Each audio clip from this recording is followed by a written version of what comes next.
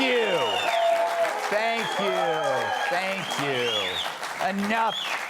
Enough, you sexy people. All right. So as the Gaza war rages and Iran threatens to enter the fray, President Biden jetted off to Israel. Now, we don't know whether Biden's trip helped, but if he climbed the steps to Air Force One without a faceplant, let's call it a win. But first, let's do some history. The truth is, the Middle East always exposes the naivete of past Democratic presidents. Back in '79, President Jimmy Carter took American credibility into Bud Light territory when Iran seized 52 American diplomats. He looked weaker than Cat at LA Fitness. Yeah. No, it's okay. Yeah, it's all right. True. It took over a year for America to respond, which we finally did by electing Ronald Reagan. And that was after an aborted rescue that crashed in the desert. Oh, those Democrats, they want to abort everything. But 8 U.S. service members were killed then, and it was really bad. In 2000, Bill Clinton held the famous Camp David summit between the Israelis and Palestinians, where he learned that no matter how much he pleaded, Yasser Arafat wouldn't go down as easy as Monica Lewinsky. So did he. They rejected more proposals than me at that nudist colony. Barack Obama was convinced he could make a difference. He thought Iran could be brought around from a fascist theocracy to a friendly modern nation if we could just get that pesky nuclear deal done. So he sent over John Kerry and $1.7 billion in cash. They should have sent Hillary just to make her shut up and cover her face. But the money part they understood. Obama brought hope and more than a few bags of change, then watched helplessly as Iran built up bigger arms than his wife's. Look, the Mideast is probably the most politically screwed up place in the world. Many of the issues go back so far, Larry Kudlow was still in school. Yeah. He's so old, he helped build the pyramids.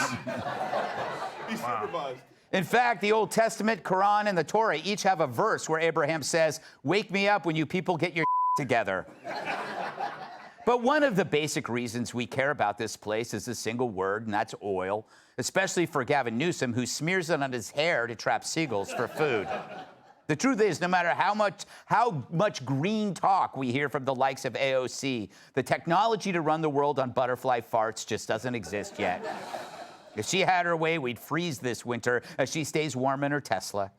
Yet, thanks to a Democratic Party that has made green energy a religion, America has gone from the world's leading energy producer to a nation jonesing for another shot of that sweet Saudi soda into our veins. And no matter how much Dems try to bribe Iran into liking us, it's not going to happen. Cash, gifts, words of praise. It didn't make me return Taylor Swift's calls, and it won't work with the mullahs.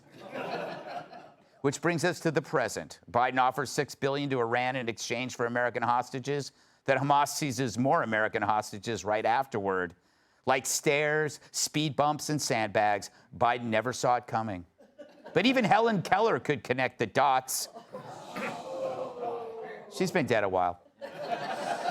It's sort of like leaving $7 billion in weapons in Afghanistan, which end up being pointed at our allies. You know, if only Afghanistan had gun control.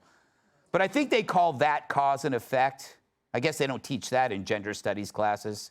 So now we're caught up in all of this again. America's greatest foreign policy thinkers have sharpened the points on their Ivy League dunce caps and formulated a new Mideast plan, the historic don't doctrine. And my message to any state or any other hostile actor, don't. And anyone thinking of taking advantage of this situation, I have one word, don't.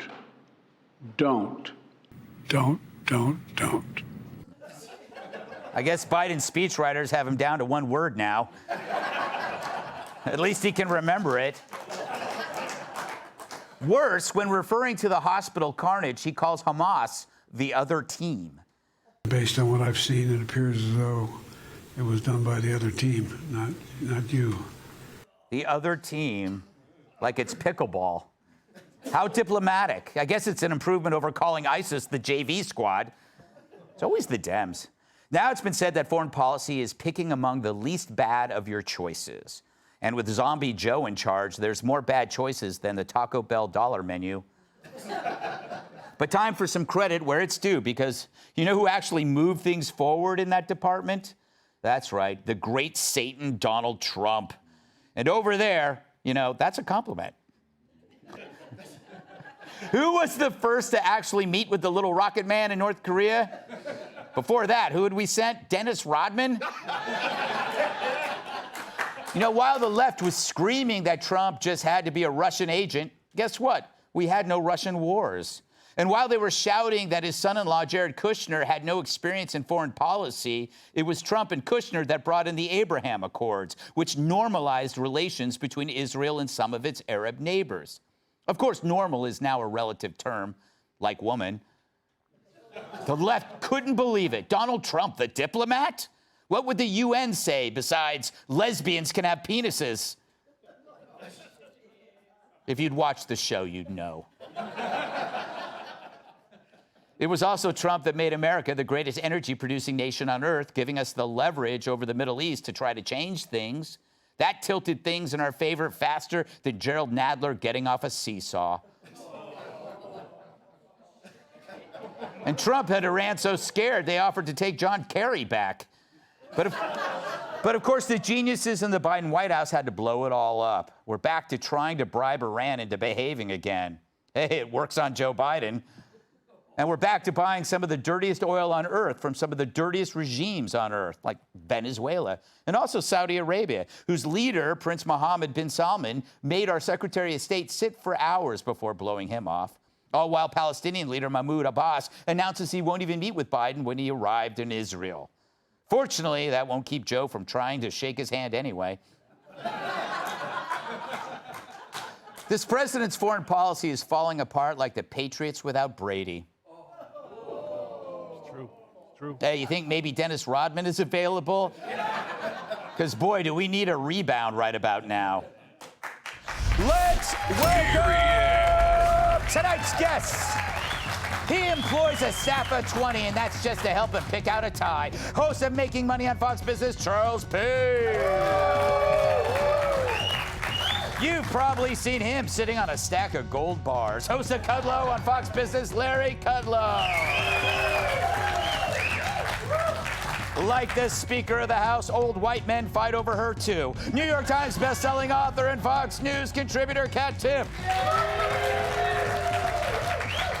And he learned to duck as a toddler. New York Times bestselling author, comedian, and former NWA world champion, Tyrus.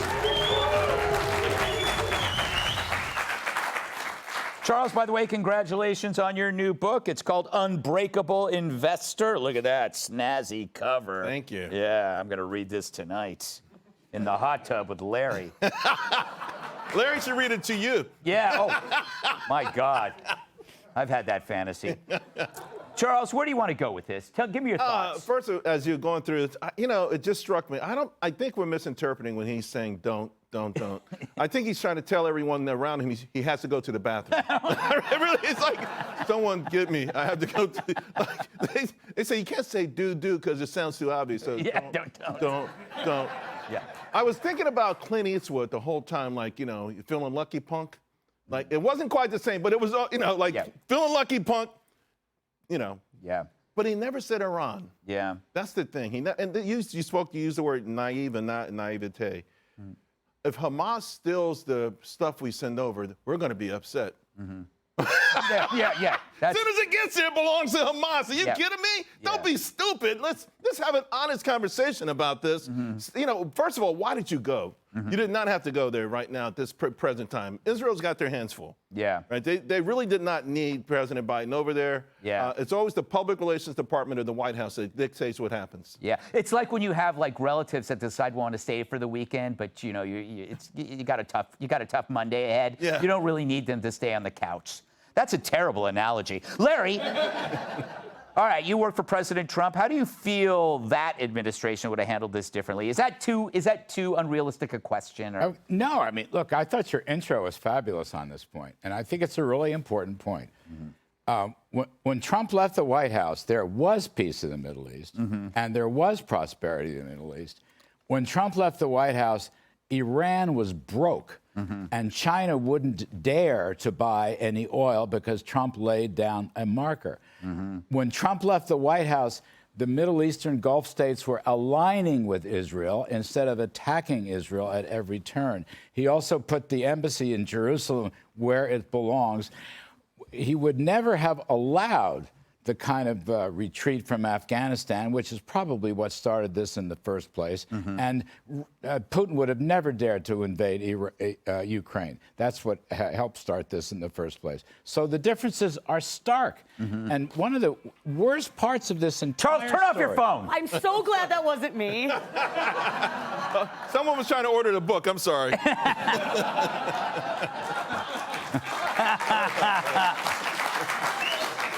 Larry? But one of the starkest parts of this is that Joe Biden and his group are in complete denial. Look, Biden has supported Israel. Right. I'm going to give him credit for that. So far, he has supported Israel. Okay? Good, good, good. But what's not so good, Iran is the terror master, the financier, the puppeteer, and the planner. Okay? They are in complete denial about what they have done. They have made Iran rich in the last 3 years. And that rich $80 billion of oil revenues, for starters, has now been distributed across the Middle East with all these terrorist groups, including Hamas. Hamas never would have done this if Iran didn't say yes. Iran would never have said yes if they hadn't gotten rich in the last 3 years. And the Bidens, for some insane reason, are completely in denial about this. Maximum sanctions should be, you want to help Israel? Let the IDF do what the IDF is going to do and restore maximum sanctions on Iran. Bust them, turn them into bankruptcy. Those two things will help solve this problem quickly. There you go. All right, Kat. I'm anxiously awaiting your thoughts. What say you about this state of affairs? I mean, I don't like it. Good. Good. I think you're going to get some angry mail. Has anyone said that yet? You're going to get some angry mail on that. Right? Look, I think your monologue covered some of it, but there is a long history of American failures in the Middle East. Yeah. There's a long list of ways we've tried to intervene in the Middle East and then how things have gotten a lot worse. And I think that we need to remember, you bring up Afghanistan, there was never any accountability for any of that. There's really never any accountability when it comes to military. So those are a lot of the same people who they're asking, what should we do here? We're the same people who were responsible for that. So I hate to say it, but I don't feel very optimistic. I am a little concerned about World War III, and I don't think that's a good idea. Yeah. I really don't want to see a global war. You're coming out against World War III. I am. All right. But honestly, I think that might be a controversial take right now. I'm offended. Yeah. Tyrus, last word to you. Okay. I don't have my script with me. Yeah. There is nothing more inspiring to anyone who's thinking about doing something bad than the boss, the leader of the free world, squinting and trying to remember what he's saying. Yeah. You know, I believe it was the...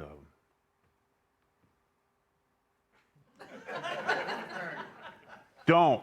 Yeah. Also, that's what said the other team. I guarantee you it was like, don't mess with America. Yeah. There's an old saying. You mess with the bull, you get the horns. Yeah. And then he got out there.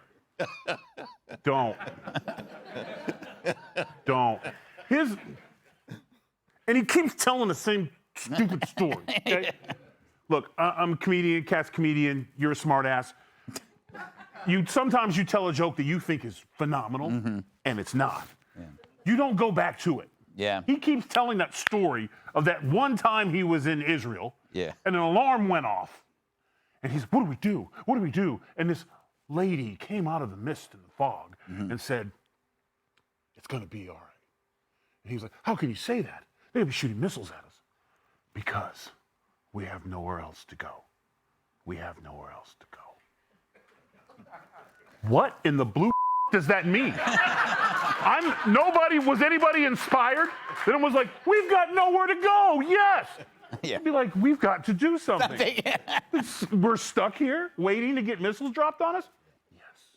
We're the laughing stock of the world. Every time he speaks, he encourages everyone. I myself thought about committing crimes today. I'm like, well, like I was watching his speech and I started thinking, hey, I think Judge Jeanine's got some jewelry in her. And then he said, don't. Don't. That was enough. That's all it took. The best thing was he was only there for 7 hours.